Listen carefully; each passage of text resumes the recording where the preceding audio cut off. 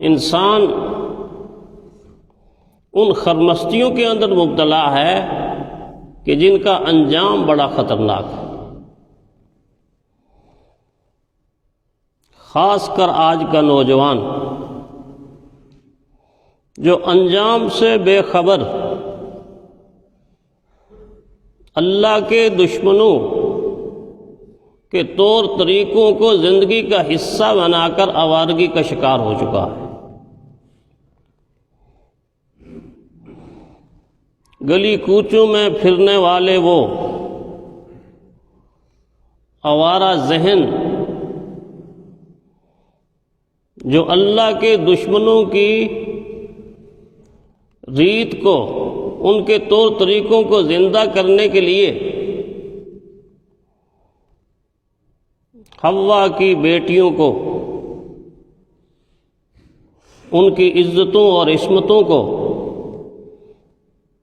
سر عام نیلام کرنے پر مجبور کرنے والے یہ بھی دیکھ لیں کہ آج جن گلاب کی پتیوں سے تم آوارگی پھیلا رہے ہو، یہ پھول کل کہیں جنت کے پھول نہیں، دوزخ کے انگارے نہ بن جائیں۔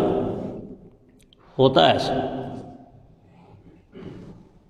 جو محبتیں اللہ کی ذات کے لیے ہوں، ان محبتوں سے آگ کے انگارے پھول بن جاتے ہیں۔ حضرت ابراہیم کو آگ کے انگاروں میں پھینکا، مگر اللہ نے آگ کو گلزار بنا کے جنت کے پھول بنا دیے، اپنی رحمت کے پھول بنا دیے۔ لیکن کل کہیں رسوائی کا سامنا نہ ہو ایسے نوجوانوں کو، ایسے طبقے کو، کہ یہ پھول جو تم اپنے ہاتھوں میں رکھ کر اللہ کے نبی کا دل دکھاتے ہو، دین اسلام کی توہین اور تضحیک اور مذاق اڑاتے ہو، کل یہی پھول دوزخ کے انگارے بن کر ان کی شعلہ نوائی کی لپیٹ میں نہ تم آ جاؤ۔ جن کے منحوس طریقے پر تم چل رہے ہو، ان کا انجام تو دیکھو، ان کا انجام کیا ہوا؟ کیا ان کے انجام سے تم بے خبر ہو؟ اور واقعی بے خبر ہو۔ اگر باخبر ہوتے تو ایسا نہ کرتے۔ دنیا میں انجام ان کے موجود ہیں، جو اس طرح کے طور و طریقے پر چلتے رہے، ان کے انجام موجود ہیں۔ بر صغیر کی وہ خاتون سروجنی نائیڈو مس، جو بہت بڑی رائٹر بھی، مصنف بھی،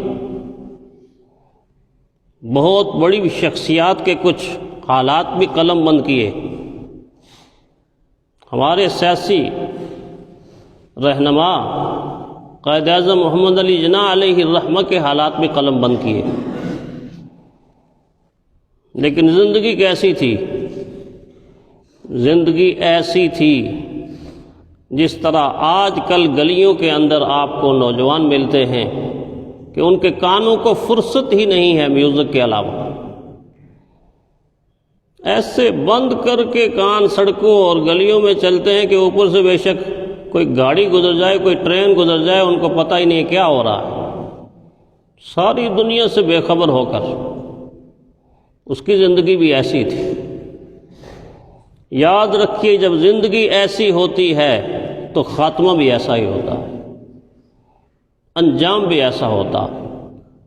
یہ ہو نہیں سکتا کہ زندگی کے طور طریقے فرعون کے طور طریقوں کی طرح ہوں، ابو جہل کے طور طریقوں کی طرح ہوں، نمرود، شداد اور حامان کے طور طریقوں کی طرح ہوں، اور بندہ یہ امید لگا کے بیٹھ جائے کہ میرا خاتمہ حضرت موسیٰ علیہ السلام کی طرح کا ہوگا۔ ایسا نہیں ہو سکتا۔ میرا خاتمہ نیک لوگوں کی طرح ہوگا، ایسا ہو نہیں سکتا، ممکن نہیں ہے۔ ساری زندگی گزارنے کے بعد زندگی کے آخری لمحے کا آخری کلام، آخری بات جو اس خاتون کی زبان سے نکلی وہ یہ تھی، مجھے گانا سنا دو، مجھے گانا سنا دو، مجھے گانا سنا دو۔ کہ ساری زندگی جو اس پر گزر گئی، جس طرح کی فکر لے کر انسان دنیا کی زندگی میں چلتا رہتا ہے، آخر میں وہی فکر اس کی سوچ پر غالب ہوتی ہے، وہی اس کی زبان سے جاری ہوتی ہے۔ امریکہ کا اتنا بڑا جنرل پیٹر، سب سے زیادہ زندگی کا جو حصہ تھا وہ گھوڑوں کی محبت میں گزرا، بس اس کو شوق تھا، ایک ساری زندگی اس پہ لگا رہا، اور جب زندگی کے آخری لمحات آئے، روح پرواز کرنے لگی، تو آخری جملہ یہ تھا، میرے گھوڑے کا ذرا خیال کرنا، میرے گھوڑے کا ذرا خیال رکھنا۔ اپنا خیال نہیں کہ کہاں جا رہا ہے، کدھر جا رہا ہے، آگے ہونے والا کیا۔ ارب پتی امریکہ کا گیٹی جے پال، جس کی دولت کا حساب و کتاب کوئی نہیں، ایسی فکر دولت کے لیے بنائی کہ ساری زندگی میں دولت کی فکر اس کے ذہن پر سوار ہو گئی۔ ارب پتی کیسے بننا ہے، کس طرح پیسے کو سنبھالنا ہے، کس طرح رکھنا ہے، مگر انجام کیا ہوا؟ انجام یہ ہوا کہ جس کی دولت اربوں میں موجود تھی، وہ آخری لمحات میں یہ کہنے لگا، مجھے بھوک لگی ہے، کھانا کھلا دو، روح پرواز کر گئی۔ کھانا بھی نصیب نہیں ہوا۔ جملہ بھی وہی نکلا کہ دنیا کا حریص کبھی اس کا پیٹ نہیں بھرتا، بھوکا ہی رہتا ہے، بھوکا ہی مرتا ہے، بھوکا ہی رہتا ہے، بھوکا ہی مرتا ہے۔ یہ انجام ہیں ان لوگوں کے، اس طرح کے خاتمے ہیں ان لوگوں کے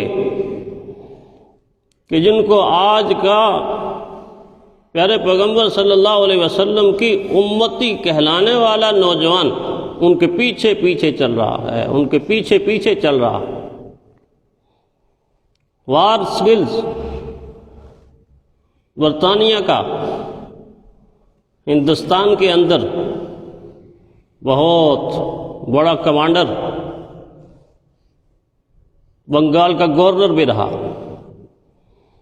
لیکن وہ انسانی روپ میں جنگل کا ایک وحشی درندہ تھا۔ اس نے انسانیت پر ظلم کے پہاڑ توڑ دیے، اس کی گولیوں سے انسانوں کے سینے چھلنی ہو گئے، اس نے ہندوستان کے اندر خون کی ندیاں بہا دی۔ کسی انسان پر، کسی جان پر اس کو رحم اور ترس نہیں آتا تھا، ایسا انسان نما بھیڑیا تھا۔ آخری وقت کے اندر جب خدا کی پکڑ آئی اور اس کے دوست اس کے ارد گرد اس کے لیے کچھ دعا مانگنے لگے کہ کوئی اس کو زندگی کے لمحات ملے، اور اس کے کان میں یہ آواز پڑی تو پھٹ پڑا اور آگے سے کہا، تم میرے لیے زندگی مانگتے ہو؟ میں ایسی شدت اور حدت کی آگ میں جل رہا ہوں، اتنی تکلیف سے گزر رہا ہوں کہ ناقابل برداشت تکلیف ہے، تم میرے لیے زندگی کی دعا نہ کرو، میں زندگی نہیں چاہتا، مجھے زندگی کی دعا نہ دے، اس لیے کہ زندگی میں چاہتا نہیں، زندگی اب عزیز نہیں رہی۔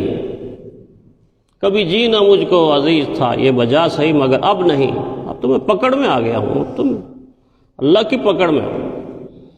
یہ انجام ہے نافرمانوں کا، جن کے پیچھے آج کا نوجوان چلنا چاہتا ہے۔